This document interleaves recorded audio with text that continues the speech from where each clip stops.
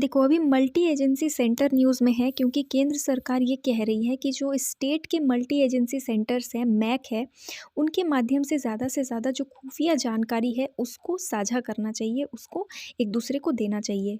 हमारे जो home minister हैं अमित शाह जी, उन्होंने एक मीटिंग में अभी-अभी पुलिस के महानिदेशक जो हैं उनसे बोला है कि मल्टी एजेंसी सेंटर के थ्रू जितनी भी आपके पास जानकारी है, जो कि कार्रवाई करने के लिए इम्पॉर्टेंट है। मान लो कोई भी केस है जिसकी कार्रवाई चल रही है, ठीक है? तो अलग-अलग स्टेट्स के पास जो भी जानकारी है, उसका इनपुट एक दूसरे से शेयर कीजिए, ठीक है? पर्याप्त जानकारी और कार्रवाई करने योग्य इनपुट एक दूसरे से शेयर कीजिए, किसके थ्रू? मल्टी एजेंसी सेंटर के थ्रू।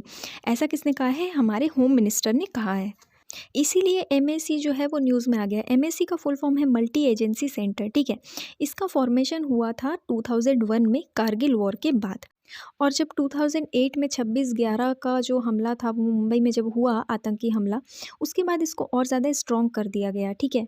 ये जो मैक है ये काउंटर टेररिज्म ग्रिड है, किसके अंडर? आईबी के अंडर, हमारी इंटेलिजेंस ब्यूरो के अंडर काउंटर टेररिज्म ग्रिड है, ठीक है? काउंटर टेररिज्म मतलब क्या होता है? टेररिज्म को कंट्रोल करना, उसको रोकना, ठीक है? तो इंटेलिजेंस ब्यूरो के अंडर ये आता है। अराउंड 28 ऑर्गेनाइजेशंस हैं जो कि इसके पार्ट है, जिनमें से मैं आपको कुछ के नाम बताती हूँ। रॉ, ठीक है? रॉ की एजेंसी का नाम तो आप सबको पता ही होगा, खुफिया एजेंसी है ये अपनी। उसके बाद स्टेट पुलिस, जितने भी इंडिया के स्टेट्स हैं सबकी पुलिस। उसके बाद हमारी जो आर्म्ड फोर्सेस हैं, ये सारे जो ऑर्गेनाइजेशंस हैं ये मल्टी एजेंसी सेंटर का पार्ट हैं, ठीक है? सिक्योरिटी एजेंसीज़ जो हैं, जितनी भी हमारी इंडिया की सिक्योरिटी एजेंसीज़ हैं, पुलिस वगैरह हैं, वो रियल टाइम इंटेलिजेंस इनपुट्स को शेयर करती हैं। मतलब उनके पास किसी भी कार्रवाई के रिलेटेड अगर कोई भी डेटा है या कोई भी जानकारी है, तो वो मैक के थ्रू एक दूसरे से शेयर करते हैं, ठीक है?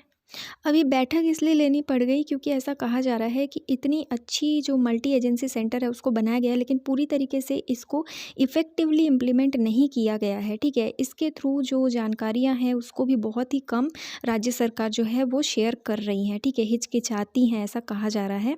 इम्पॉर्टेंट जानकारी को सही टाइम पे शेयर करने में बहुत ज़्यादा कमियाँ अभी तक है, जबकि ये जो प्लेटफॉर्म है इसको कब का बना दिया गया था? 2001 में ही बना दिया गया था, ठीक है? तो इंडिया में कितना ज़्यादा टेररिज्म का प्रॉब्लम है ये हम सबको पता है, ठीक है?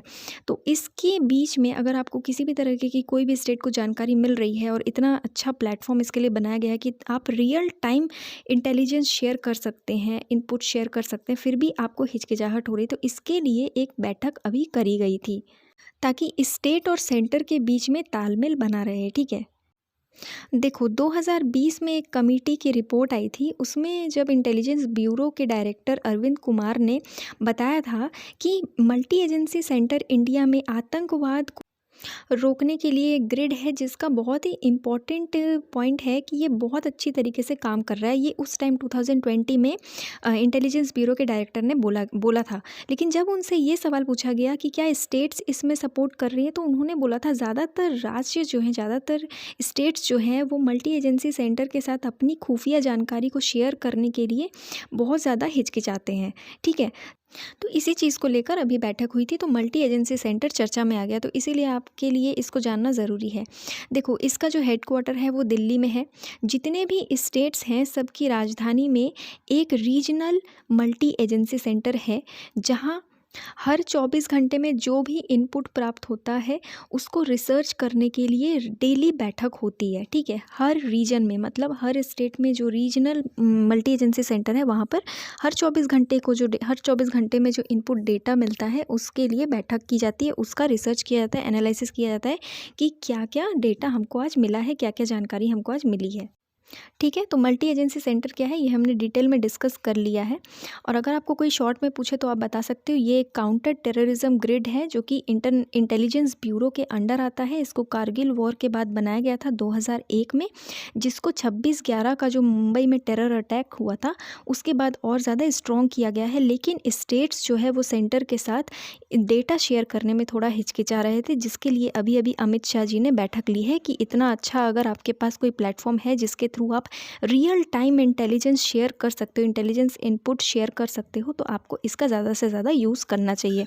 मेन मल्टी एजेंसी सेंटर का जो हेडक्वार्टर है वो दिल्ली में है और स्टेट्स में भी रीजनल मल्टी एजेंसी सेंटर्स को बनाया गया है, ठीक है, ताकि स्टेट्स जो है वो सेंटर के साथ तालमेल बिठा सकें, जो भी डेटा है उनके पास उसको डायरेक्टली शेयर कर सकें, ठीक है। तो आज के लिए इतना ही। आई होप आपको ये टॉपिक समझ में आया होगा। अभी न्यूज़ में था इसलिए हमने इसको डिस्कस किया है।